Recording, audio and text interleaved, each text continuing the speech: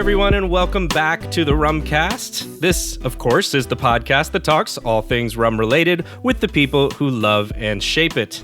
Here to guide you on your rum journey are myself, John Gulla, and with me is one Mr. Will Hookinga. We have a great episode lined up today where we travel virtually to Canada to talk with founder of independent rum bottler Bira, Karl Mudzamba, and also, Will, we have a special guest, a special Canadian guest. We do. Making an appearance. We decided to just make it a Canada extravaganza on this episode. I like that. And we knew we also, in addition to learning all about Bira and Karl's philosophy in bottling rum and everything, we also just wanted to talk about the rum scene in Canada more broadly. And obviously we got Karl's perspective there, but we also brought onto the show Ivar Laat of rumrevelations.com, a website that we have mentioned on the show many times. I'm sure many listeners are familiar with Ivar's work there. He is in Toronto, so Karl's in Vancouver. They're on kind of almost opposite sides of the country, but able to share, different perspectives on what being a rum lover in Canada is like. So it was really cool to learn more about Bira and also get Ivar's insight as well. So I'm looking forward to everyone hearing that. But John, before we get there, I understand you were able to do a little rum tasting recently at an event down there in Miami. I don't even know that I'd call it little because it was a lot of rum that was there. It was overflowing. But yes, I have the privilege living here in Miami of being able to attend the Miami Rum Congress annually and not having to travel. And I guess a lot of people can't say that or aren't as fortunate. Yeah. Yes. So, yes, it was a nice event. Will, I know you and I both attended last year. Yeah. And there was some similarities and maybe some differences as well. So this time it was actually in a really nice venue, the Miami Beach Convention Center, which is a freaking huge building, by the way. I was going to say, because it was at a hotel last year. And so when I hear convention center compared to hotel, I'm like, oh, like all of a sudden it sounds big and cold and corporate kind of. Did it still have a good vibe? I think it did have a good vibe. There was a little bit, look, at the end of the day, like you're saying, it's still a big convention center, which is kind of a blank canvas. Okay. And, the Miami Rum Congress, as much rum as was there, you still can't fill a convention center.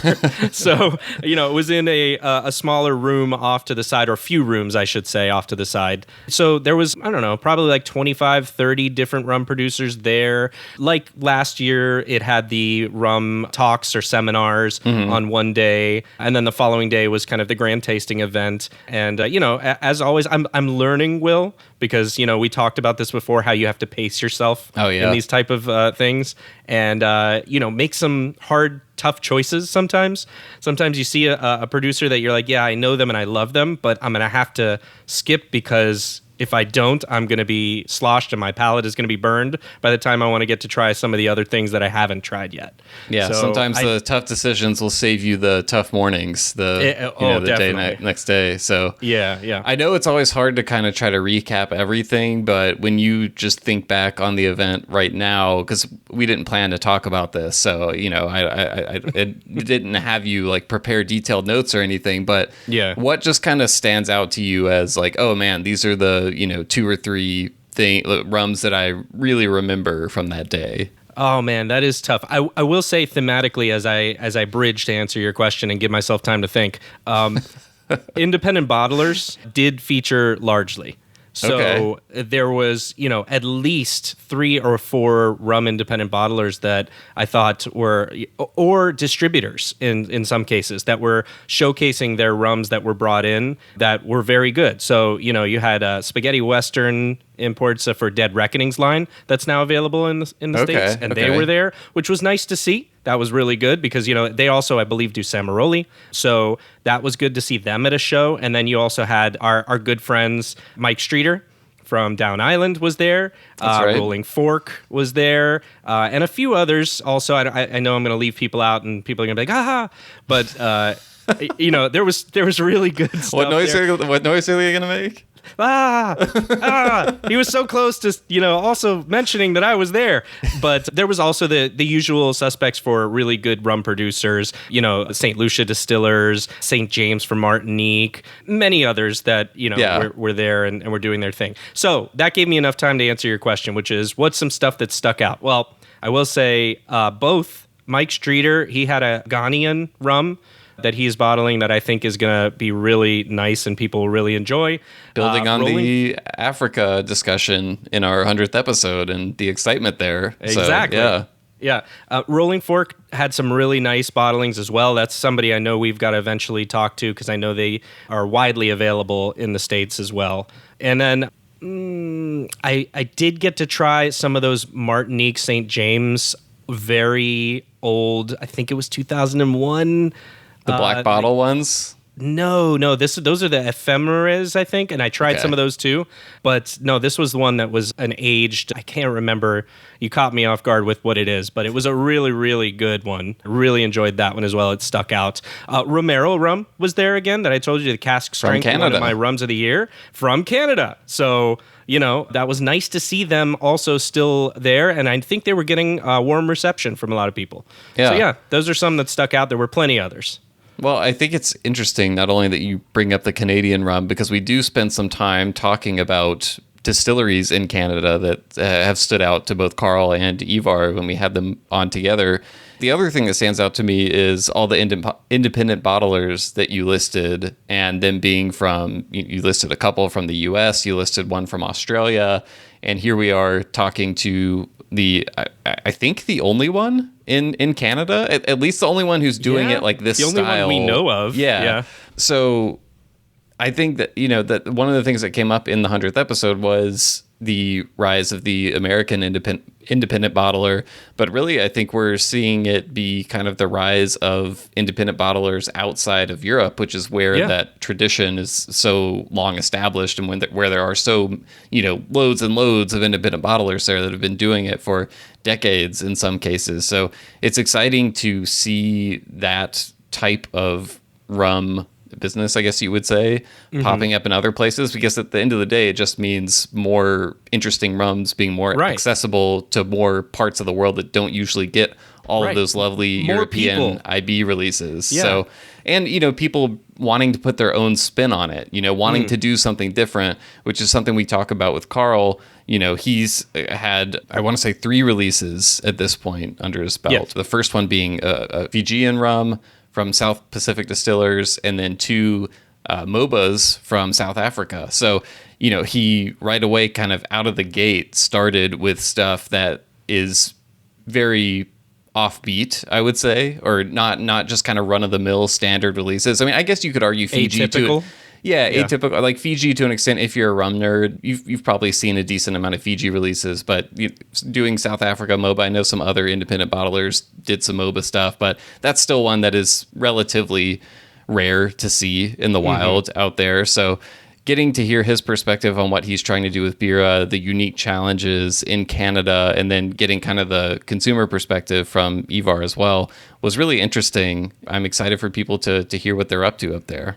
Yeah, I agree. I think it was Karl's a stand-up guy that clearly he cares about rum and not just seeing this as like, oh, I just want to bring a business to his local area. And that comes through very much. So it's always nice, to see when you have some of these independent bottlers, as we're talking about, they really truly care about rum and want to bring this rum to more people. They want more people to experience what they've experienced. And this is how they're choosing to bring that across. And well, we have to mention, Will, it's been a while since we've had the rapid fire segment. I know, finally, it makes a return this episode. Yeah, it's interesting because it felt like we did like 100 interviews for the 100th episode, but none of them had the rapid fire component because of the unique format of that episode. So as we got to that segment of the interview with Karl, I was like, when is the last time we did this? It's been like months at this point. Yeah, so can we say the triumphant return of the rapid fire segment? Yeah, we should vuvuzelas and trumpets and yep, triumphant return. All right, well, on that note, we will take a quick break and get on over to the interview.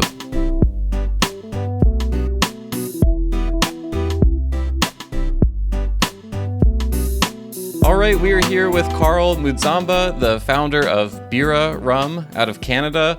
And Karl, I feel like everyone I talk to around the world, or around the rum world that is these days, knows you somehow. Like I have a friend here in town named Andrew, who I think you know because he ended up with one of the bottles of the Fiji release at some point that he said he got from his friend Karl in Canada. And I remember trying it and being like, this is his first release. This is a really good Fiji rum. And then, recently we had Kate Perry come on the show again, and she was like, you guys got to talk to Karl. He's the best. He's doing like really cool things in Canada. So I'm super excited to finally have you here, and welcome to the show. Thanks for having me. Yeah. So you grew up in Zimbabwe, played rugby professionally in different places around the world. I think New Zealand was one of them, if I'm remembering correctly. Now you've ended up in Canada and have been there for a while. I think in Vancouver, is that right?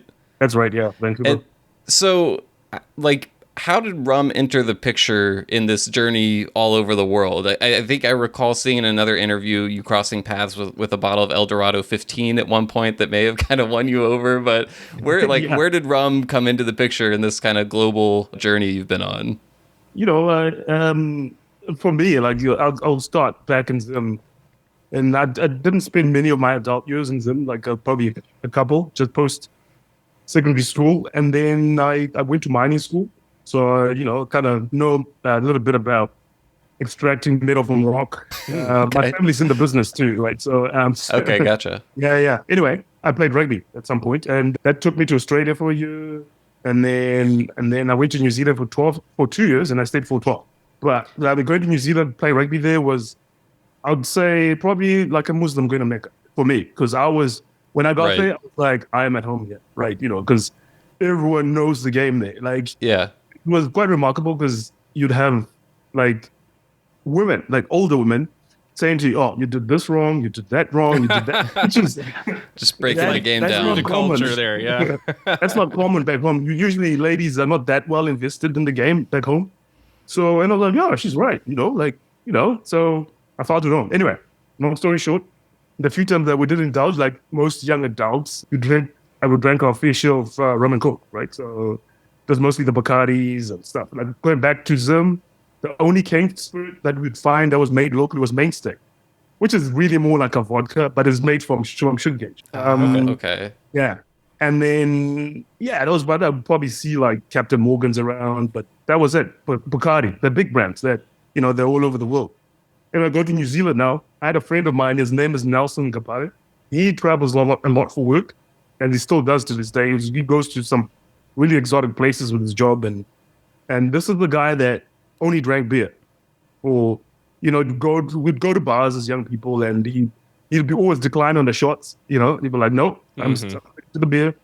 Anyway, long story short, I think around 2007, he gives me a call from the beach in Guyana somewhere, and he goes, "You need to try this rum." And I was like, "What? You need rum?" I was like, I was super interested. I was like, wow, it must be really good if he's drinking it, because he doesn't normally drink spirits. So he brings this bottle of El Dorado 15. So he sent it to me because he lived in Wellington. I lived in Napier on the Hawke's Bay. And of course, he comes in with mail, and I open it and I smell it. I was like, wow. Like the aroma was totally different to anything I'd ever tried before. And of course, poured it in the glass and I tried it, and I was like, wow, I was blown away. And I was like, I said to my wife, you need to try this stuff. And needless to say, the bottle was gone in 3 days. Like we kept reaching for it. So I was like, what else is out there, right? So that's where the rabbit hole kind of started. And I disappeared. Trying as many rums as I could along the way. Of course. And naturally, you moved to Canada at some point where it's rums are everywhere, right? Right. Just all over the place there. It's a brutal place to love rum. But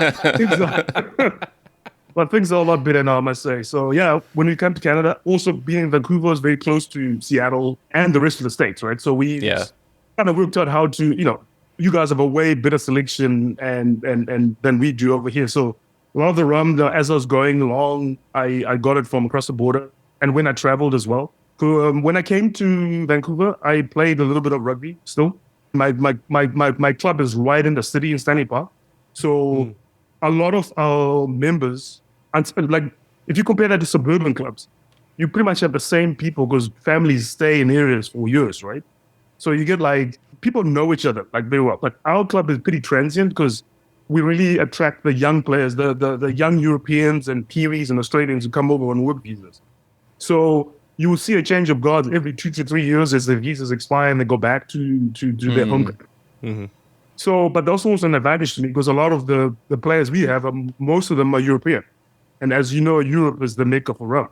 So I'd always have ready couriers. They all knew. Like when I go home, they're like, "Oh, what do you want?" I was like, "Just give me an address, that's all, and I'll get bottles sent to them."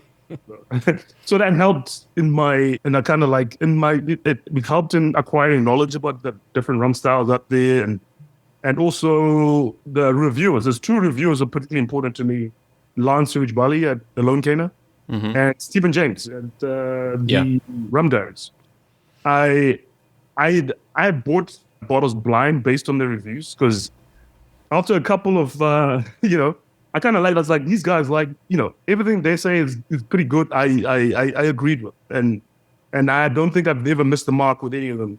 So then we started to get like things like clearance and all the fancy funky stuffs. Yeah. And like most people, the journey evolves, and I tend towards more the cast strength rums and the funky stuff like clearance and all sorts. So yeah, that brought us to where we are today. Well, yeah, I mean, knowing your first 2 releases were a pot still Fiji rum and then MOBA, it's a safe bet to assume that you like stuff that's a little bit more adventurous. Exactly, for sure. So you mentioned Lance there. You read his reviews, and Stephen James. I can't recall if I've seen a review of a Bira rum on Stephen's site, but I know Lance at least reviewed the Fiji one. I can't remember if he did the MOBAs or not, but when his first review of one of your rums went live, what was your kind of mental state as you went to click on it? Were you nervous, or were you like pretty confident that he was going to love it? Oh, I wasn't confident. I guess you kind of learn to have a thick skin because not everyone, these rums are not for everybody. Yeah. Right? Yeah, that's true. And of course, every time you see that not so favorable review, you take it personally, but it's like, hey, you know what?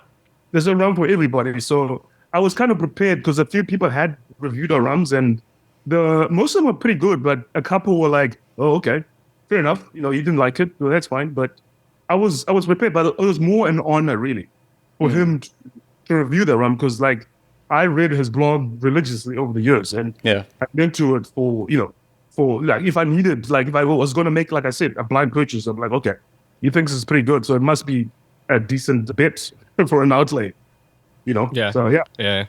I want to take one quick step back, and so you mentioned you're in Canada now, you're in Vancouver, and you're lucky because people who have access to some of these rums that unfortunately you're not going to usually have on the shelves in Canada. But I also read that you were kind of like, well, man, I wish this were here on my local shelves, and that was kind of the impetus for Bira.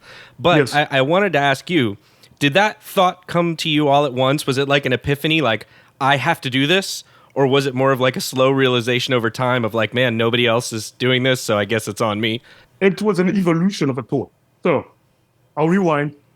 When I obviously, at some point I realized, hey, I really love this beer. So coming here, I guess also this is a stage of my life too, like rugby one is no longer my number one obsession. So so I was like, they both start with RU though, so there you go. Right? Rum and rugby, it's natural. It's like in the dictionary, it's right next to each other. Exactly. I figured I should try and get involved in the business somehow.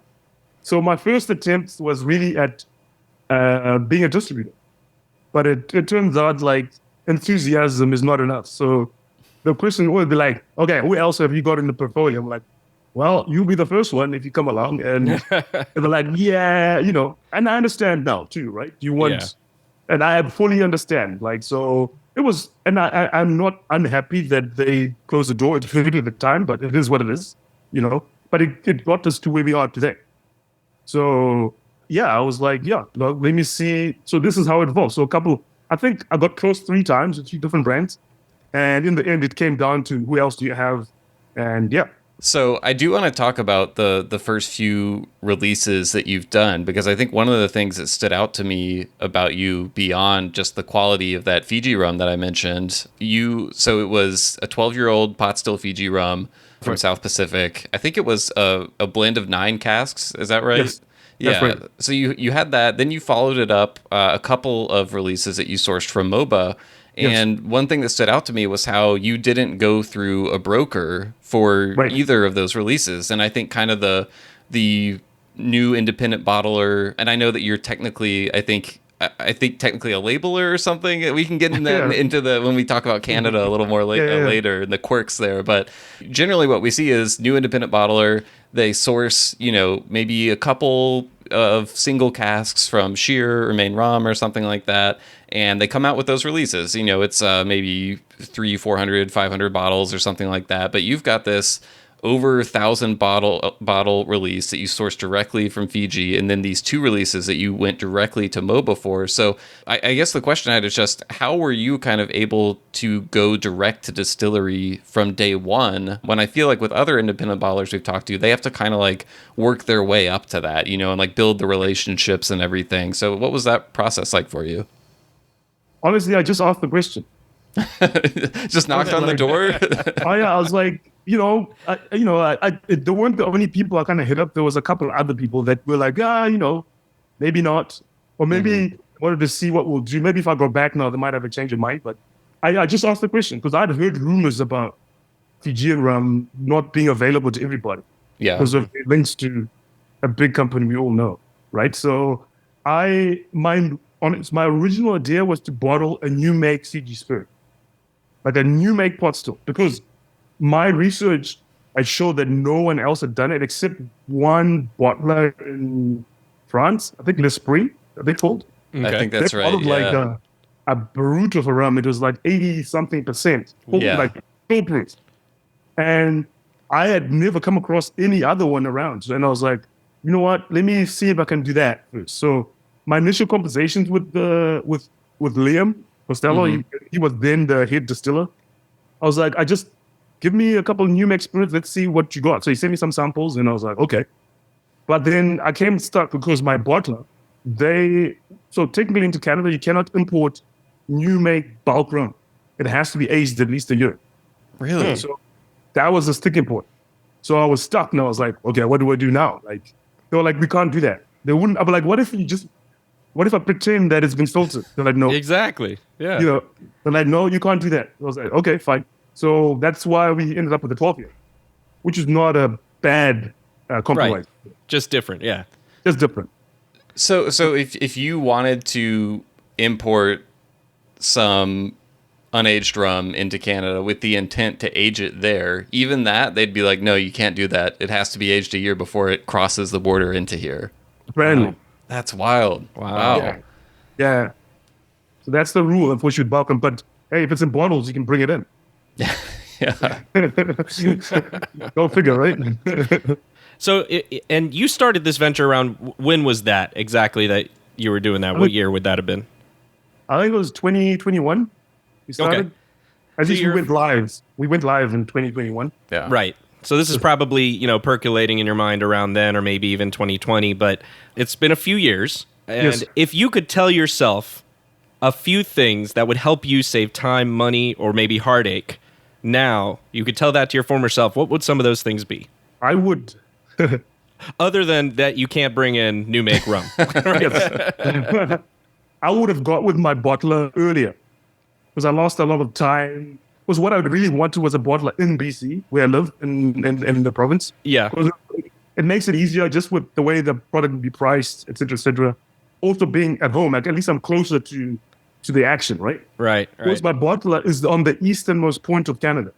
So I'm like directly, I'm on the western coast and they're like in Newfoundland. Yeah. Wow. And it's not a small country. Yeah. No, it's huge. Like it's crazy. Like getting the Fiji over, it landed at the port and then I had to get it across the country. Wow. And on rail, it costs more money for the land leg than it did for the sea leg. Wow. Oh, that's super interesting. And then bring it back the other way in bottles. Oh.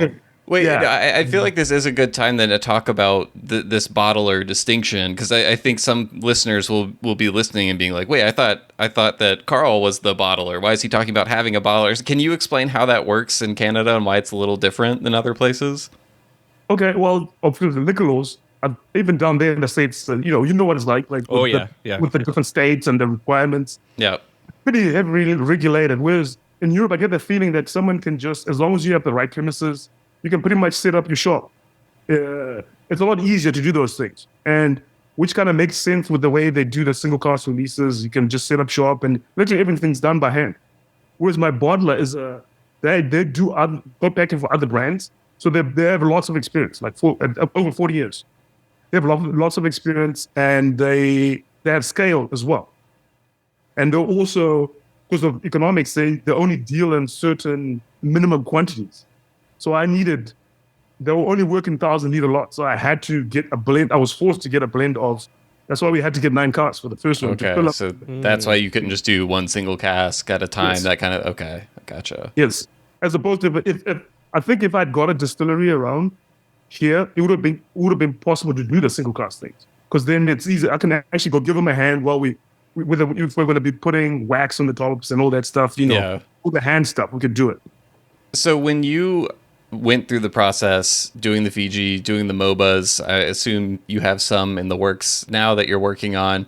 What is kind of your process for selecting a rum to bottle? Because I think there's a number of ways to go about this, and I'm curious, do you start from the mindset of I want something from this particular region or this particular distillery, or is it more from the standpoint of like, I'm looking for this type of rum, and then you start looking around? Like, what is step one of figuring out what to release first or next? Well, for our project, I think that the traditional source countries for rum, they're very well represented in the market, even now here in North America, Europe as well. So I wanted to kind of do something a little differently in that way. We always look at, so if anything, anything that appeals to me is there rum, and is it from some obscure part of the world? Some, the less well-traveled path for sourcing rum.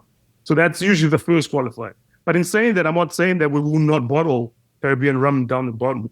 Actually, our next releases are coming from Guadeloupe. Very cool. Yeah. We have actually in the next, hopefully in the spring we'll bottle them. We have 2 rums coming from Guadeloupe, from Pays-Bas, but these were aged in Europe. So what happened is I think there was some guy who was doing some project, some rum arrange project, I think, and the project fell through, but they had like 25,000 liters of rum.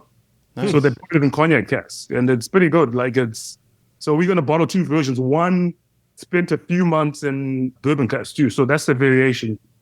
There's 2 rums. One is just going to be purely cognac casks, and the other is it spent 6 months in bourbon casks. And then the third one is a Venezuelan rum. This is a 15-year-old rum. Okay. It's full tropically aged. This one I got help from Canute, because Yep. Actually Canute is pretty central in all this. I think in this business you need help. Sometimes to get into places you need help. And he, as Canute speaks all these rum languages, Spanish and it's French and English. So he pretty much has access to most people. He knows a lot of people there. Yeah. So he helped us get the Venezuelan as well. Gotcha. And I'm assuming maybe was involved with MOBA in some capacity too. Yes.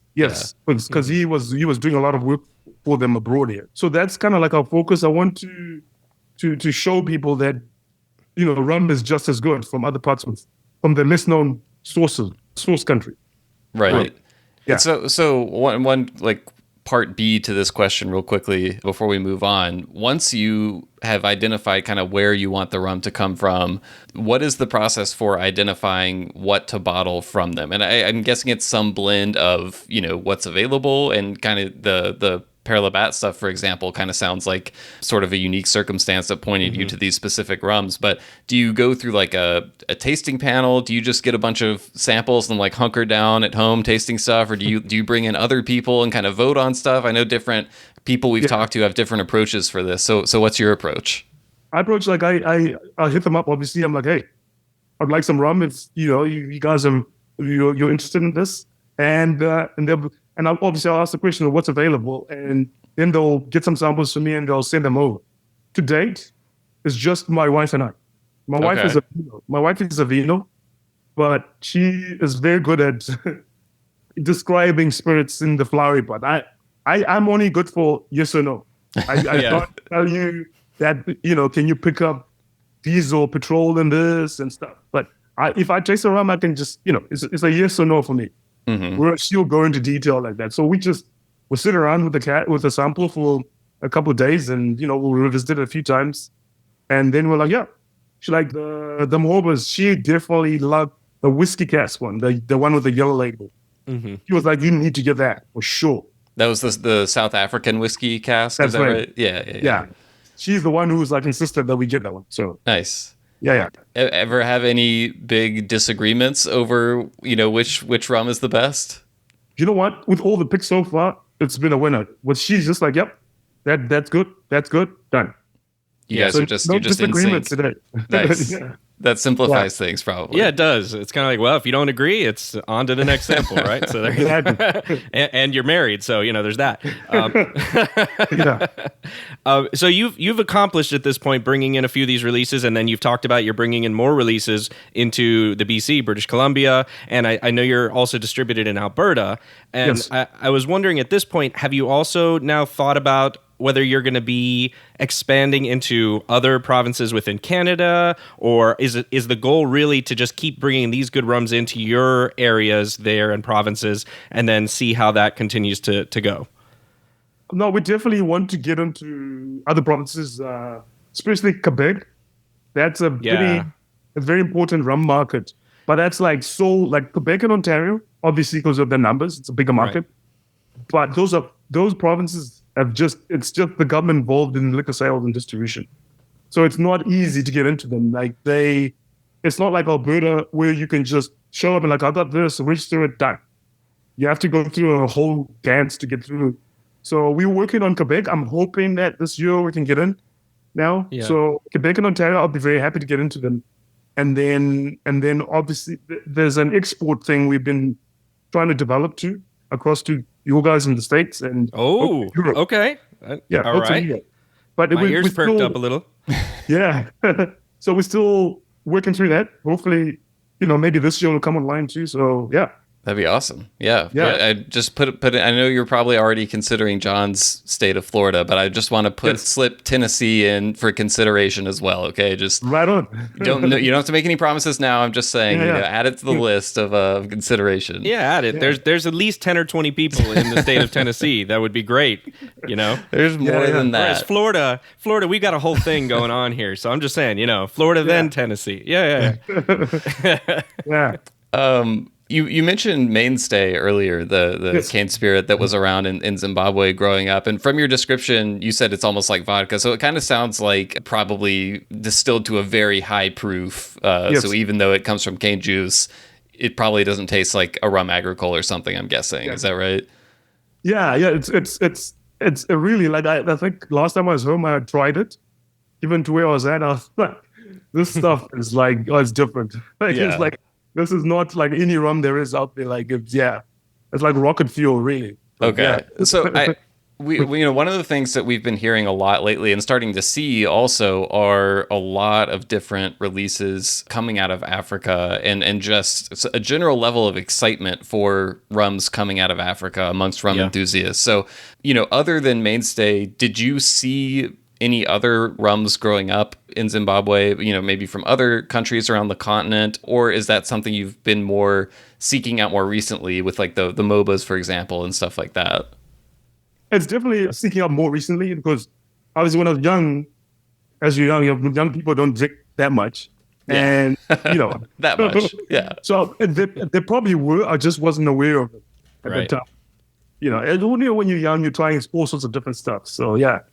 But definitely now, obviously, with what's happening like in Réunion and Seychelles and Mauritius and obviously South Africa now, there's a bit more talk about rum games, and I've seen some indies bottling Ghanaian rum and all sorts. So yeah, that definitely exciting. Definitely exciting. That's something you would maybe be considering for the future for Bira as well?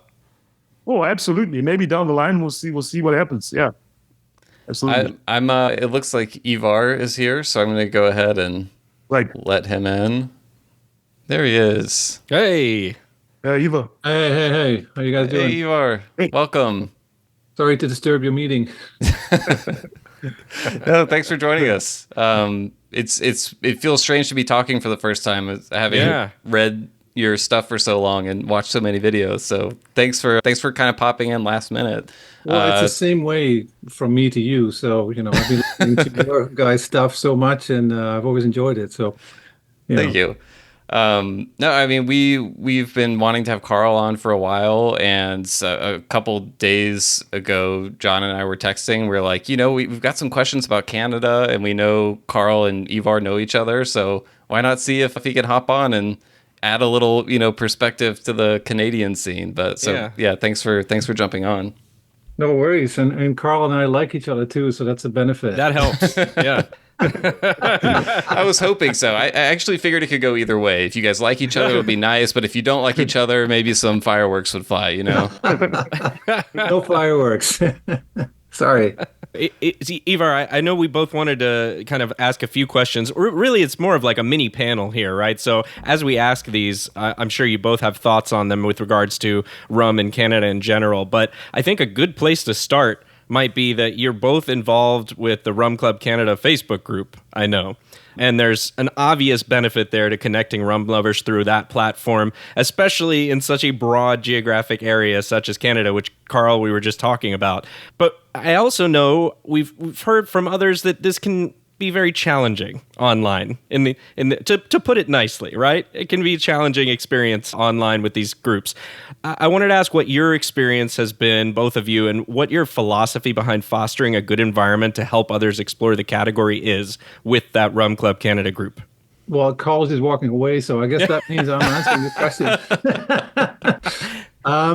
Well, I have to go back to where I started the group, which is probably 6 or 7 years ago, where the landscape looked different than it does now in Canada. Yeah. And there really was no rum you could get that was anywhere decent. Well, we had Appleton and Mount Gay. And other than that, depending on your preferences, you could find Diplomatico and Captain Morgan and that kind of stuff.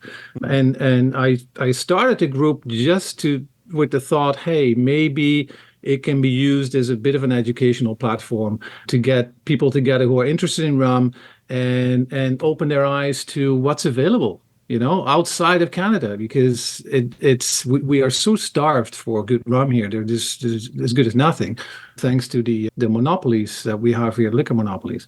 So that was the start, the idea. And the only thing I did at the start was just post articles about rum and about distilleries and just to get the information flowing. And looking back now, the way it is now is that it's become a group with, it's not massive. We don't want or need it to be massive, but it's grown to I think about 1,800 members or something like that.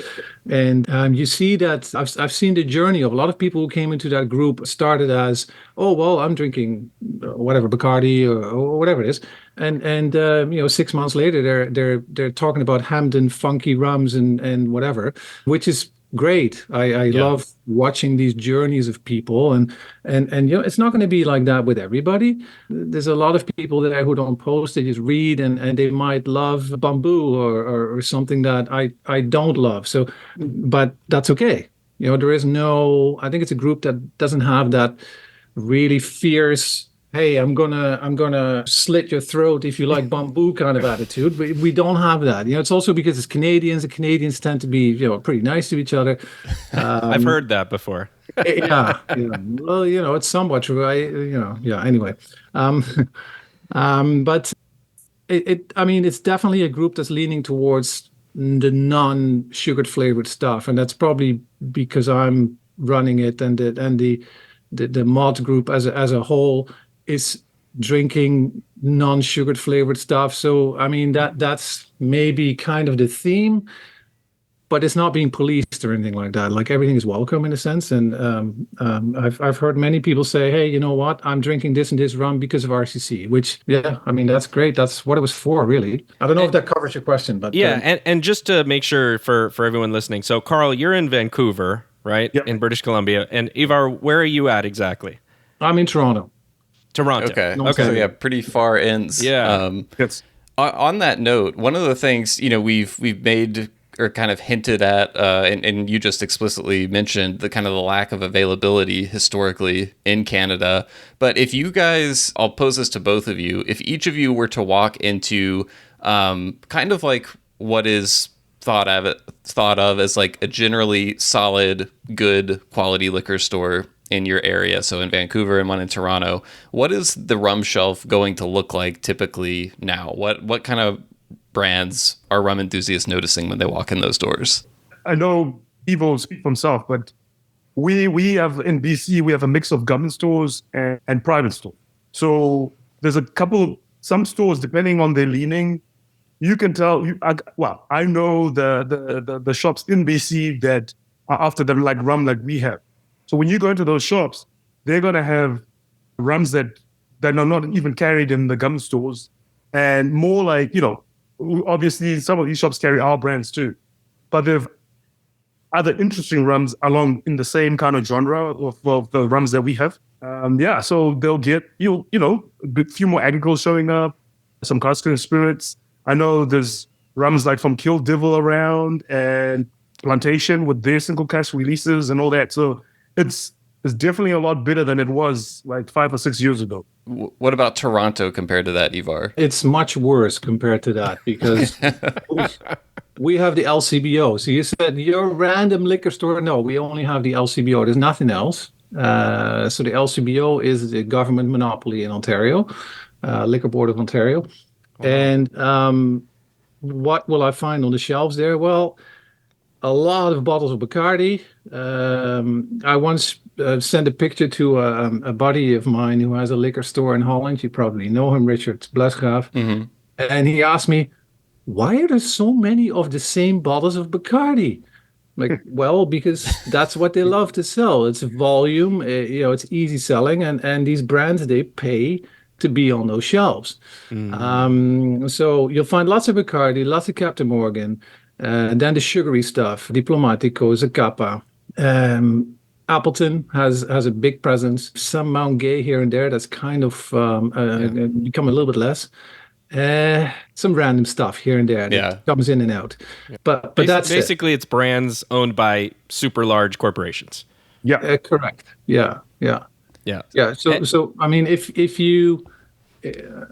a brand wants to get into the LCBO, and they want to, because LCBO is one of the biggest liquor buyers in the entire world, so they want to, but it's very difficult. Mm-hmm. The first question they ask a brand is, how much money do you have to spend on marketing?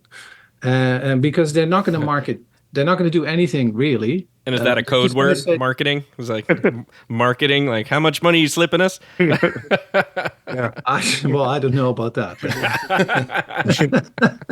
So, Ivar, you've been kind of long suffering under the selection in Canada. When you heard that there was going to be an independent bottler starting in Canada, that being Karl at Bira, what was your reaction to that? Were you like, oh, this is great? Or it sounds like maybe you knew right away it wouldn't be coming to Toronto, at least at first anyway. Or were you like, this person must be crazy? What was your reaction there? Well, I was going to say, I think my question was, are you crazy? Yeah, because rules and regulations are so difficult for anybody here. For independent bottlers and for distillers, it's even worse. The amount of red tape and the amount of cost. A lot of them can't sell anywhere. They can only sell within the distillery. They can't even get it in these stores. It's super difficult. So when he said that, I'm like, wow, man, that's, I feel that we owe him in that sense, because that's a massive step financially, but also time-wise. This is not his full-time job. He's doing that on the side just because he has that passion and that he wants to see better rum in the stores. And, I mean, that's been my goal, but I would have never taken this step. I've taken the step of being online and informing people of what's out there and trying to make people more educated, which I think is another part that's really important to get people to want rum. I mean, if people don't know what's out there, then they're never going to ask for it. So that's kind of my angle. But he's, really grabbed the cow by the horns and said, I'm going to bring some good rum into Canada, which is, I think it's amazing. It seems like those two things work together really well, right? Educating people, and then also you have to bring in the good rums and continue to have them for people to try and experience and understand the difference, right? And yeah, kind of along those same lines, one thing I wondered about, and this is my lack of knowledge of Canada in general, is I know it's a very broad country, and we talked about there's a lot of differences. And Karl, you're over on the west side in British Columbia, and then Ivar, you're in Toronto, and then there's Quebec on the other side, which, my understanding of the history of that's more of a French area, you would say, or colonial French. So is the rum scene there far different than it is in other provinces? And how does that all kind of bleed into itself, or if it does at all, in terms of across the Canadian province borders? The French being French. French, the French people, they like, Eva probably confirm, everything cane juice is gold to them. Right. Everything cane juice rums, that's their thing. But I find also generally there's a lot more knowledge of rum in Quebec than most of the other provinces. Of course, because they're closer to the Caribbean and they usually have strong ties with France, with mainland France too. But that's what I was saying to you before, this is the current battle right now. We need to get into it because I think it will help a lot if we have a presence there. Yeah, it's yeah. I don't know. What do you think, Ivar? Yeah, it is definitely different. Yeah, you're right about that cane juice stuff. I mean, the fact that they have Clarin in the SAQ, which is their LCBO, basically, is another government monopoly. That tells you a lot. And some of the Quebec members in RCC, they regularly go to Martinique. Which people from Toronto probably wouldn't do. They would go to Barbados or Jamaica. You see a lot of them go to Jamaica and they go like, "Oh, I'm at Appleton. What should I bring?" And but then you see people from Quebec, they're going to Martinique and they go from distillery to distillery to distillery. They come back with a massive haul of bottles.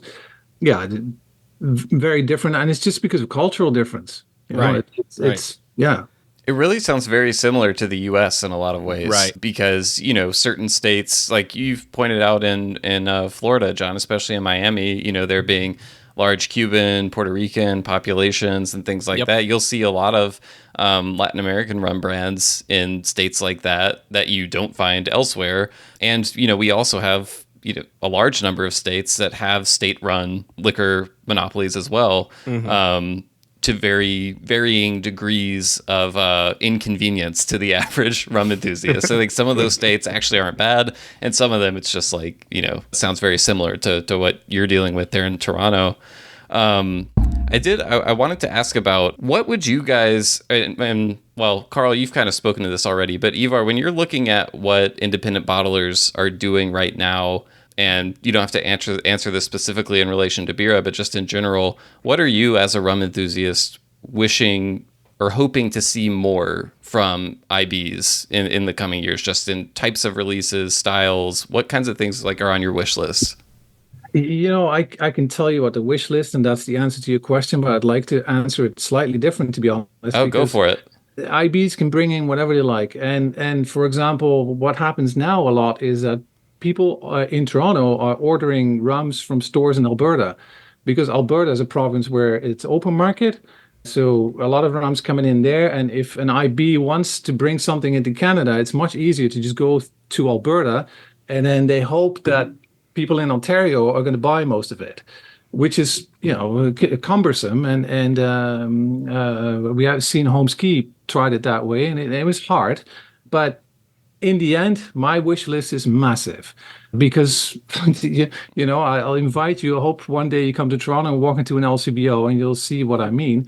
I think top of my wish list is the LCBO going away because That is what's stopping everything here, and that's never going to happen, I think, because the government is they're just loving the LCBO. It is a cash cow. Plus, they have control over what we're drinking, which is insane in 2024, I think. But that's the way it is. And the stores, they have their staff members are all they're unionized. They're unionized, so they get paid very well. These unions are very powerful, so it's very difficult to get rid of the LCBO. I think the government doesn't want it, even though Alberta has shown that they've moved from this kind of monopoly to open market, and the tax revenue has increased for the government, which makes sense to me, because if you put people that are passionate and they want to have their own stores, and they really, you'll have maybe a niche store in whiskey and one in rum and whatever, you're going to sell more. And I think that would be fantastic if they did that, but very unlikely. But if that would happen, all of a sudden you'll see smaller brands willing to invest in Ontario because they do not have that barrier anymore. I mean, everywhere I go, when I go to distilleries, it doesn't matter where it is in the world, or I talk to people that are in the industry and I mention LCBO, all of them are like, oh God. Oh, so difficult to deal with. So difficult to. I talked to a distributor in Europe once who deals a lot with the monopolies in Scandinavia, which apparently are difficult to deal with. And he said, "Yeah, they're difficult." Kind of. He said, "But compared to the LCBO, easy peasy. That LCBO, terrible." So that's what we're dealing with here. A lot of brands just don't. I hear stories. Okay, we tried to get in the LCBO. We got to the tasting panel. I'm like, okay, great. And then what happened? Well, then they just said no. Like, what do you mean just no?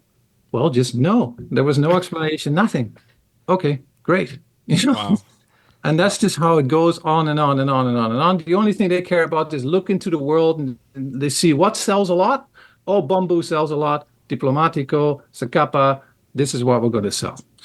And that stops every sort of way in for an IB, because IBs are too small. They're not going to be able to get into the LCBO. They won't have the money to invest to get into the LCBO. It's just not going to happen. Yeah. And I see how kind of certain things are now working together with some of you're very vocal about your objection to sugared rums and lack of transparency from some brands. And I see how that now also works with the LCBO thing there. Very opaque tasting panels, right? So I know, Ivar, you're doing your part. You mentioned, on your website, Rum Revelations, and you've got a sugar list there. And Karl, the Bira products you're bringing in are no additives and cask strength at that. It's a challenge. Karl, you mentioned this a little bit earlier, and I wanted to kind of bring up the subject of how do you interact with someone who is either new to rum or who loves rum already but doesn't seem to have the same understanding or passion about additives in their rum, or maybe just someone who even just prefers it sweet or sweetened. How do those conversations go, and how do you kind of navigate that? Well, they go two ways. So, right. In an institution, I'm standing in front of them and I have all our rums in front of them. And one of my first questions I ask is, what's your portion of choice? Red or rose? Maybe Diplomatico or Zacapa. And quite often I like my rum sweet. Or people will say to you, I don't like rum because it's sweet. Mm-hmm. Okay, and then I'm like, okay, try this. What do you think? That also goes two ways. Some of them find them too aggressive, but some of them, you can see it in the eyes. They're like, wow, okay, this is different. They're like, this is not rum. I get that a lot. They don't believe that it's rum. And I'm like, that's rum. Those are the kind of rums we deal with. You're like, I think I would know, right? Yeah. I'm like, that's what we're trying to do. We're trying to bring something different to the market. Ivar, do you have any thoughts on that? Ivar's like, no. Yeah, I kind of spaced out there for a second. No, I think that that situation you come across anywhere in the world. For sure, really. Yeah. It's just that I think in general in Canada, people aren't as educated about rum as they are in most other countries. And I think that's the biggest challenge is get people educated. But and for example, bartenders could play a massive role in that. But if you don't have the rum available, then how are you going to do that, right? And that's the thing, like everything we discuss here, the road at some point comes to LCBO, everything stops because of LCBO. If you don't have the rum, people are not going to know about it. They're not going to be able to educate anybody about it. A brand is not going to come in here because they can't sell their bottles. I mean, it's like some have, like Richard Seal has been here before there was even any Foursquare available, and there still isn't, but he's had some of the limited releases.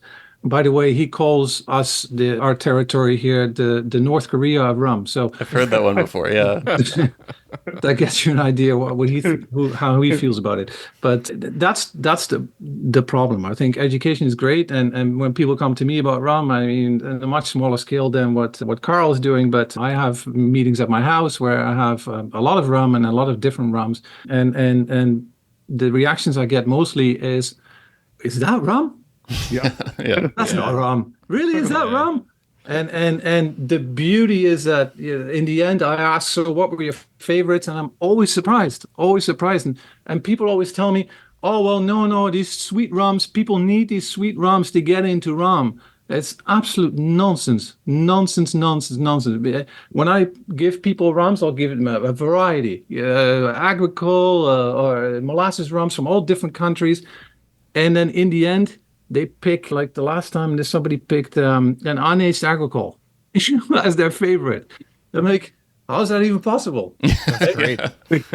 So it's all about how you, I think, how you bring it to people, how you present it to people. And no, it's not true that we need these sugary rums. It's just that people buy them because they love sweet stuff.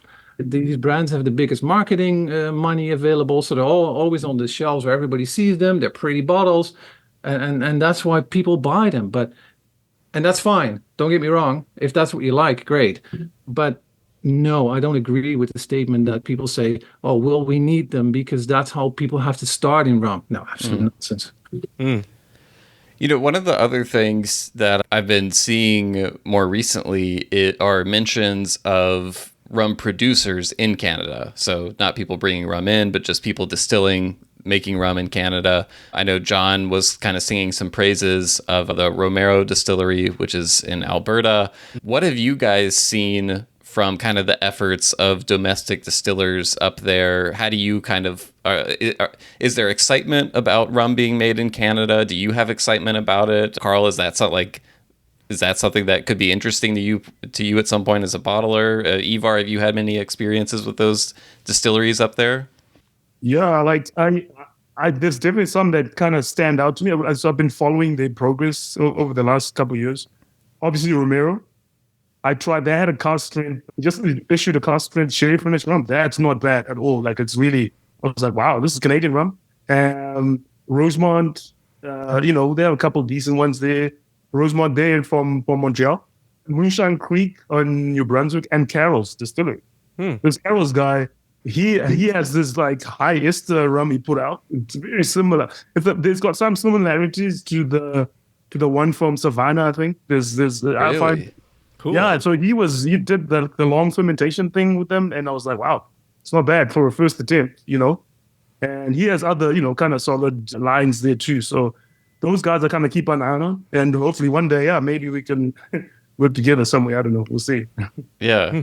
No, it's my ears perked up when you mentioned the high ester, because I've had both very good and very bad experiences with distilleries outside, commonly known rum producing regions saying that they have a high ester rum. Sometimes you get it and you're like, oh, wow, this actually is pretty impressive. And then other times you get it and you're like, do you know what an ester is? Like, what? Are you sure this is high ester? But yeah, so that's really cool. Ivar, do you have any thoughts to add there? Yeah, it's mostly of the ones that Karl mentioned. Yeah, the Moonshine Creek, I think, is one of the more outstanding ones. You see them mentioned on RCC a lot as well. Yeah. I actually took some samples to London Rum Fest one day, and I let some heavyweights of the industry, let's call them that way. I let them taste some of this without telling them what it was, and they all were like, yeah, it's pretty nice, it's good, it's solid, and I told them, well, it's from Canada. They're like, what? Canada? Yeah, this is Canada, and that's a massive compliment to these distillers, and a lot of them are, kind of starting up and they haven't been around for that long. So they're still trying to figure things out and which is understandable. And they don't have the capital to have massive inventory of barrels. So you're going to get like batch differences where one is great and the other one maybe not as great. North of Seven is another distillery that's in Ottawa that had an absolutely amazing rum that I also took around to a few bars, and people were like, bartenders were like, this is Canadian rum. But yeah, and you can buy it and it's like $50, and why wouldn't you? Just to kind of push the envelope on, you don't need to go across the border. You can also have some good Canadian products, and I think we should support that, because if we can't get it from across the border, then we might as well make it here and done, right? But what is the LCBO going to allow that even? I feel like I know the answer to this. No, they're not the LCBO. No, they have to mail it, but even that was not allowed since I don't know, Karl. I don't know if is it now allowed or not, because we used to be really in the Middle Ages. You couldn't even take alcohol across a province border. I mean, it's ridiculous. Yeah, I think there's gray areas that some of these retailers work around. The Alberta ones especially. That's why we started there, obviously, because it's also easier to get in. But they have some of the lowest liquor taxes in the Western Hemisphere. So it makes our products a lot more affordable to a lot more people. So just to give you an example, the retail price difference is $70 with BC and Alberta. 70? $70. Wow. So our rum is just shy of $200 here in BC. So you can imagine it's got to be someone who really likes rum to put out such an outlay. Whereas in Alberta, it's about $120 or $130. Wow. That's a lot more understandable. Even with shipping, you're winning. Yeah. And what a lot of these guys do, like the groups, they're all bulk buy it, so they'll cut down the shipping. So they'll order like a case at a time. And they'll all share it when they get there.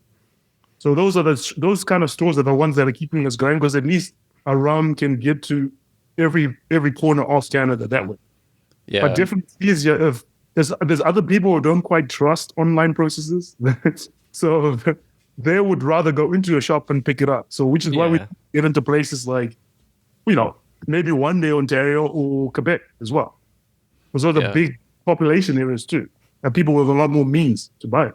Yeah, I know. I mean, we have some large pricing disparities between some states in the U.S. Like I know our friends out in Washington State have very high prices relative to a lot of other parts of the country, but I've never heard a $70 price difference anywhere in the U.S. That is wild. Crazy, right? Yeah, that's amazing. Well, Ivar, I know we had you pop in. Thank you for doing. We'll have to have you back sometime for like a full thing. You probably managed to get on a few LCBO watch lists or something while you're on this podcast. They're not listening to this. If you don't hear from me anymore, you know what happens.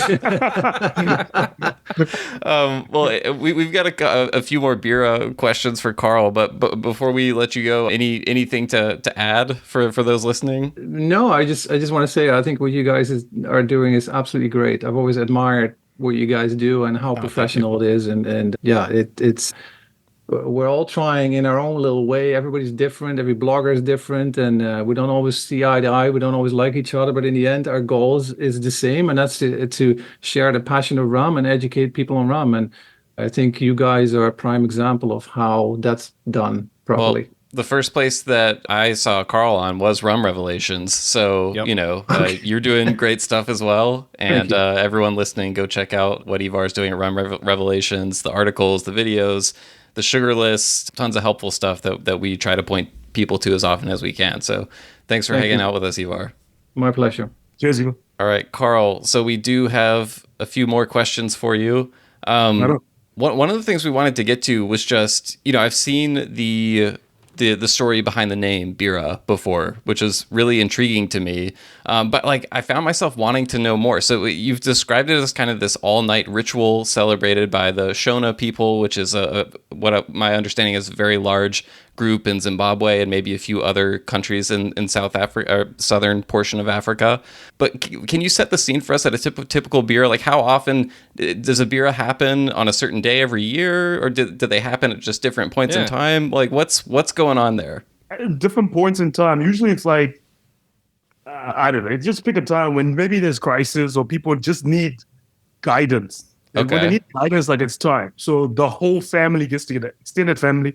But also, like, when people used to live the old way, they lived in villages. So not just the family, but everyone who's around that area used to come as well. So they set the scene. So I have some pictures I should share with you. Okay, I pulled this off the web. I'm excited to see these because in my head, that exclamation point really like drives home the point that this is like an exciting event or like something that's really lively. Right. Okay, so that's like, obviously it's animated. Yeah. But you see, so these are musical instruments, these guards here. Uh-huh.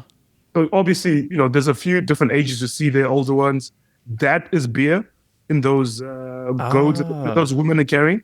Okay. And of course, it's a feast. And I'll give you some real life pictures here. Do you remember your first Bira that you attended? Yeah. How old were you? That's great. I was a kid. I can't remember, 7 or 8, I think.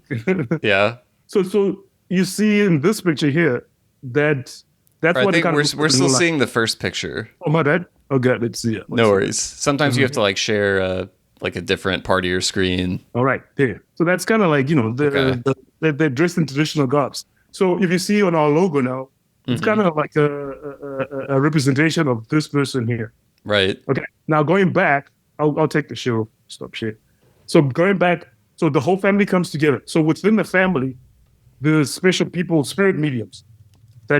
So the whole point of the beer is to bring in the ancestor spirits into the home. Right. Right. So because our people have always believed that that's the only way we can communicate to God, through our ancestor spirits. Okay. So they have to come into the household and then they'll give us a guidance and the intercession and stuff. So usually one of the older people in the family is this spirit medium.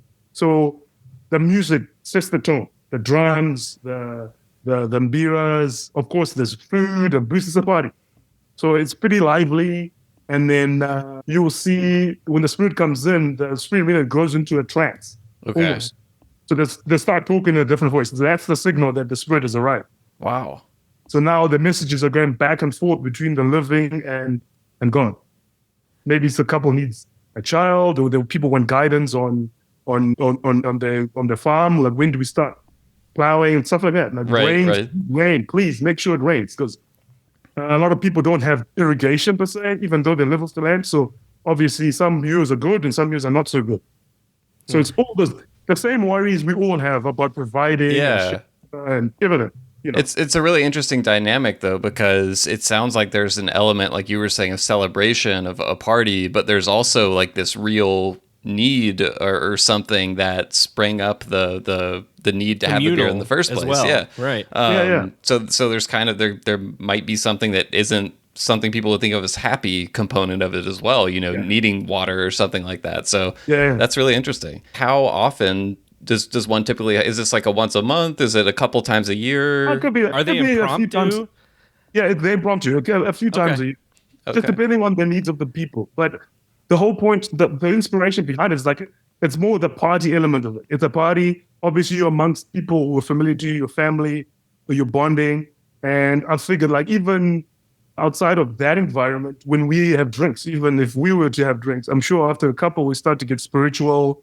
We talk about stuff that we don't usually divulge, or you kind of bond that way. So right. That was really that part, the getting spiritual and the bonding is what we were trying to, we're trying to include that on each release we do, is like a celebration of life kind of thing.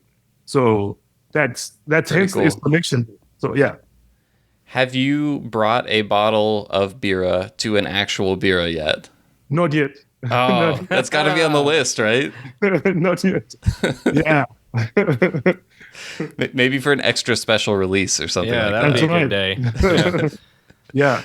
One other thing, kind of shifting to sort of the future, and you spoke to some of the releases you have coming that are in the works, the Paralabats and a few other things, but One thing that I think we've noticed with independent bottlers is, many start out with single cask releases or releases that, blend a relatively small number of casks together. And then over time, they might add in something that's kind of a more consistent, lower priced, always available type product to the lineup. Or they might focus on importing other rum brands and things like that, which, I know distribution was kind of on your radar before you started Bira. So what is what does the path ahead for Bira look like in that regard? Like, are you just thinking kind of, next release, or is your mind already thinking like 5 years down the road and what you want it to look like? Yeah, I'm always trying to work like 2 or 3 years down the line as far as acquiring juices. Yeah. Because as you know, everything moves so slowly in the rum world. I'm pretty sure it's the same for all spirits. Like, even just in between communicating and then a distillery agreeing that they'll send me samples, that in itself takes weeks. Mm-hmm. And then what happens is, if we like something, then I have to get like a bottle's worth to my bottler, and then they run all these tests that actually done at the LCBO, just to make sure we're not buying poison. That's all. It covers everybody. So once they give me the okay is when I'll make the payment. Okay. And then the rum obviously comes over, and then we bottle it.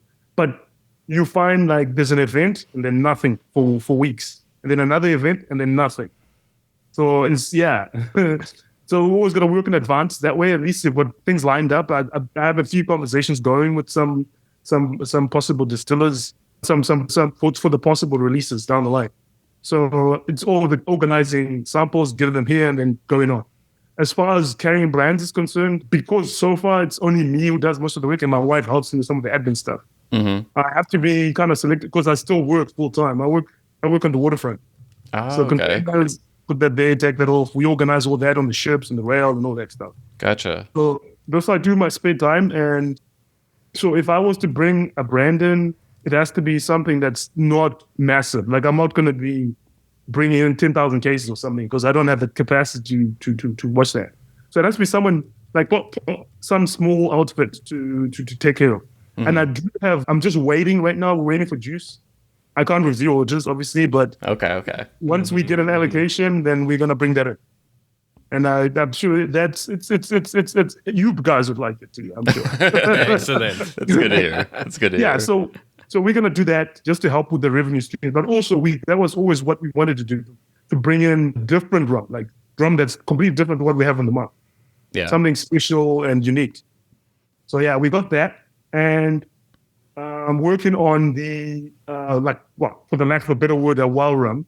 Okay. Because of my situation in Canada, I explained before, with I'd be unable to bring in bulk rum, I have to get it bottled outside of, maybe in the States or in Europe. So that's also in the works too. Okay, so this is something that you can kind of sell, more to bars and restaurants, things like that, lower price point that they can go through a lot of it, that kind of thing. Yeah. So that's I'm working on that too. So I don't know, maybe by the end of the year we'll have something organized, but we'll see. Yeah. What is the difference in approach like? I'd imagine kind of like figuring out what that rum's going to be. Your mindset for that has to be a lot different than, the types of releases you've been doing. What are kind of the biggest challenges with that type of release? I think it's obviously cost. Yeah. Right?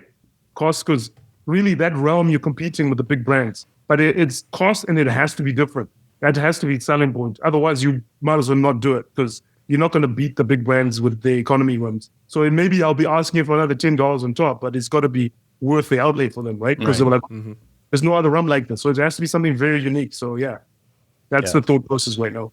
The other thing from this conversation that's still kicking around in my head that I've just been thinking about as we've been talking about everything else is this unaged Fiji rum, because once you brought it up, I was like, I think the L'Esprit bottling, which I never had, but I saw it, that's like the only time that I've seen that before. And I'm just like, why hasn't there been, a high proof unaged Fiji bottling for rum nerds? Because just the other night I finally got to sit down and try all of the SBS Origins bottlings together, which it's this wide selection of interesting unaged rums from all around the world, and an unaged Fiji would have fit in perfectly with that. And I'm just like, oh, what is it? Someone needs to do this. Yes. Definitely. Carl's like, settle down, Will, because I'm still trying to figure this out. Yeah. I'll shut up about it now. Well, Karl, we have a tradition on the show, something that we call the rapid fire rounds, a nice celebratory way to end each of these interviews, masterminded by my co-host, John Gulla. And it's always... Mastermind is a strong word. All right. It's always, you're not giving yourself enough credit here, but it's always presented as an optional portion of the show. So are you up for it? Yeah, let's do it. Okay, John, Yes. you wanna give the instructions? Yes. All right, Karl. So our rapid fire segment is essentially I'm going to ask you a bunch of very quick or short answer or either or type questions, and you give me the most brief, succinct response that you want. There are no rules, technically speaking. So, Right. I just said all that, but do what you want. And we'll see how it goes over the course of 60 to 90 seconds usually is where we run. So we'll try to run you through the gauntlet here. Right. All right, if we're ready, I've got 60 seconds. You ready, John? I'm ready. All right, and go. Okay, Karl, neat or on the rocks? Neat. Okay. Column, pot, or a blend? Pot. I saw that one coming. Aged or unaged rum? Depends. Ooh.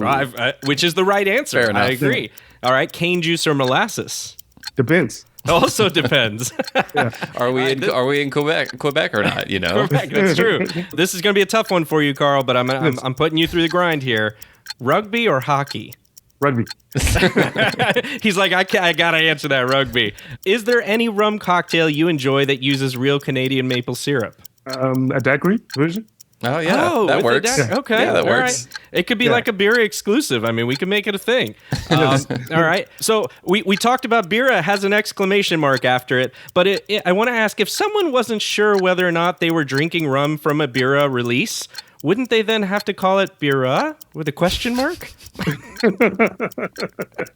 the good one. Carl's like, no. Man. No. Who, in your mind, Karl, who's the greatest rugby player that ever lived? John Olum. All right. I know nothing about rugby, so that works We'll for take me. your word for it. Yeah. Yeah. So Canadians have a well-known reputation for being apologetic, and I know you're not Canadian by birth, but you've been there for a while. So having lived there now for a good while, what is something that might be rum-related that you think Canada maybe should apologize for?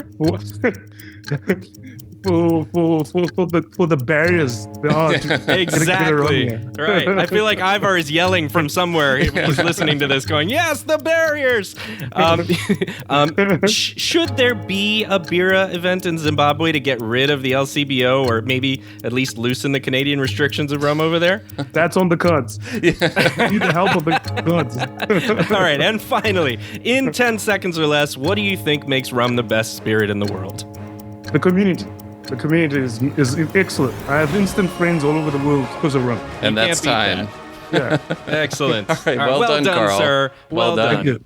Well, Karl, this was awesome, and it just has me excited for what's to come from Bira, and it also has me excited for just, there's all these barriers up there in Canada, as we talked about, but that hasn't stopped someone like yourself from starting an IB up there and bringing all this cool rum in. It hasn't stopped Ivar from, becoming one of the most well-known rum online content creators out there, and he's sitting there living in like the middle of this oppressive rum state, I feel like, up there. So Canada can't hold you guys down with the barriers up there. You guys are bringing them down yourselves. It's really cool, but before we let you go, anything to add, anything we didn't cover, anything you want to let people know about what's coming up next from Bira? As I said, we got like our new releases coming up. We got the 2 pillar bars that are coming, 7-year-old ex-cognac, and one spent 6 months in a bourbon cask, and then with a 15-year-old tropically aged Venezuelan rum coming too. Yeah. So those are this year's projects. And Very the cool. MOBA and the Fiji, those are still on shelves in Alberta and British Columbia as well? Yes,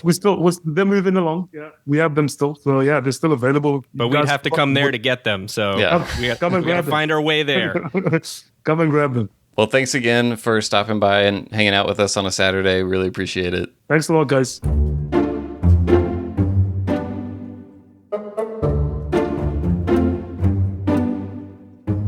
All right, everyone. Thanks so much for listening to another episode of the Rumcast. If you want to learn more about Bira and everything Karl's got going on up there in Canada, we will link to Bira's website in the show notes. We'll also, of course, link to Rum Revelations, Ivar's website, so you can check that out.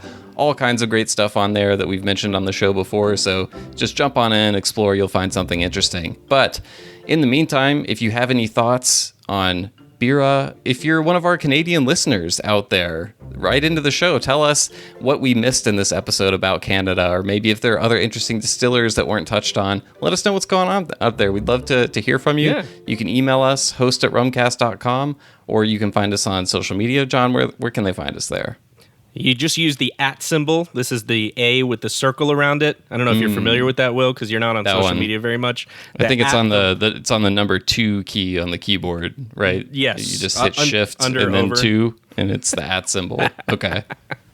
At the Rumcast, we are on Facebook, Twitter, and Instagram, and you can get us there through DMs or leave a comment. So that way everybody can talk amongst themselves, and we can see what your thoughts are on Canadian rum and the rum scene and Bira and Ivar and Rum Revelations and all of that, and daylight savings time, because apparently I learned that Will loves daylight savings time, and he's wrong about that clearly, because daylight savings time needs to go away. Mischaracterizing my take there. All I said was, like most people who go through it in the US, I expressed that, I thought it was stupid and we should do away with it. The only thing that makes me second guess that a little is that if you look at what the hours of darkness would be like at different places in the US if we did get rid of it, a lot of places across the country, this isn't just Nashville, a lot of places, you'd be having some mornings where it's going to be dark out until like 9:30 in the morning. I don't know. To me, it's a little depressing thinking about that. Perish the thought. I don't love, being up for a couple of hours, or, I generally wake up around 6, so I don't want to be up for 3 hours and it's still dark outside, making me feel like I'm waking up at 3 a.m. I'm just saying we need to consider the pros and cons of both systems is all I'm saying. Okay. We did consider the pros and cons. When I told you that, you were like, I didn't know about that. So you literally just learned about this. Okay. I'm just saying, let's have the conversation.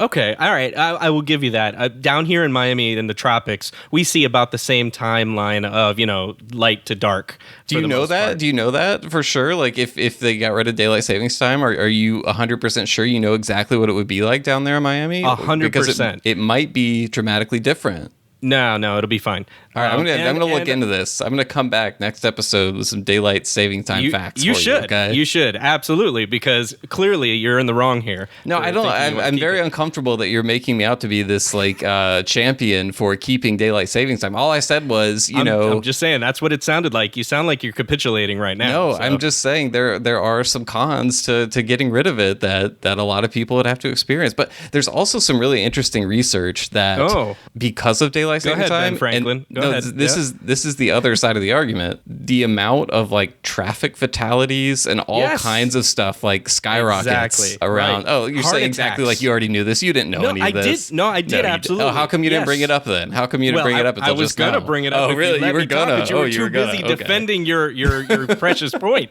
But yes, heart attacks go up, strokes go up. So it's not only traffic fatalities because people are tired, it's also physiological. So there is definitely something to getting rid of this. And you're right, there's pros and cons to everything. I'll give you that. That's fine. But I think there's more in the nighttime to drink good rum without it. Yeah. I think at the end of the day, my point is when people argue against it, it's usually they hate that when it gets dark early, And so the flip side is it can stay dark a lot later in the mornings. That's all I'm saying. But yeah, also a lot of people probably die because of daylight savings time. So, maybe we should get rid of it. So, Okay. I think we've talked ourselves to agreeing. So it was my point. You're just trying to retroactively be like, oh, I knew about all the statistics and everything. No, it was just my unspoken point, but I appreciate that you vocalized it. All right. So, well, this is what you get when you listen all the way to the end of the episode. So I hope everyone enjoyed it. And I think by the time our next episode comes out, we will have passed daylight saving time. So enjoy your extra hour of daylight, everyone. All right. Not. Until then. Cheers.